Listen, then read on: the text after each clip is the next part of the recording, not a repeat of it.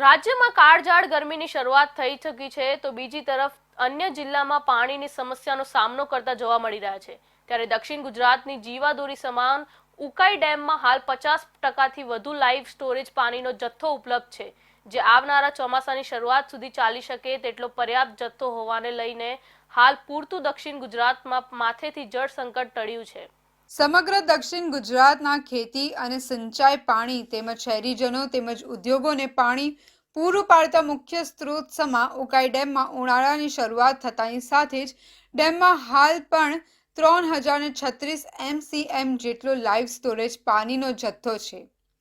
હાલ ડેમની સપાટી 324 પર છે, એટલે હાલ પણ ડેમમાં 50%થી વધુ પાણીનો જથ્થો ઉપલબ્ધ છે,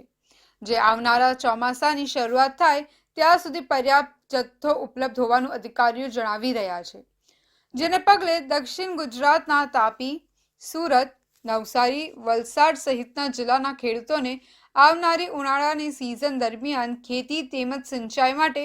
પૂરતા પ્રમાણમાં પાણી મળી રહેશે, જેને પગલે હાલ દક્ષિણ ગુજરાતના ખેડૂતો પરથી હાલ પૂરતું જળ સંકટ ટળ્યું છે। આજરોજ ઉકાઈ ડેમનું લેવલ 324.26 છે અને લાઈવ સ્ટોરેજ 36.82 MCM છે, એટલે કે આશરે 57% જેટલો ડેમ ભરાયો છે। આજની પરિસ્થિતિ પ્રમાણે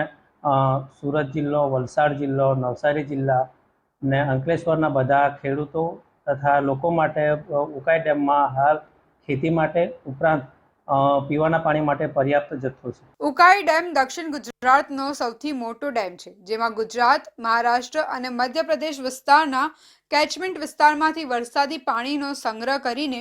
આખા વર્ષ દરમિયાન ખેતી અને પીવા માટે સમગ્ર દક્ષિણ ગુજરાતમાં પાણી પૂરું પાડવા માટે સક્ષમ છે।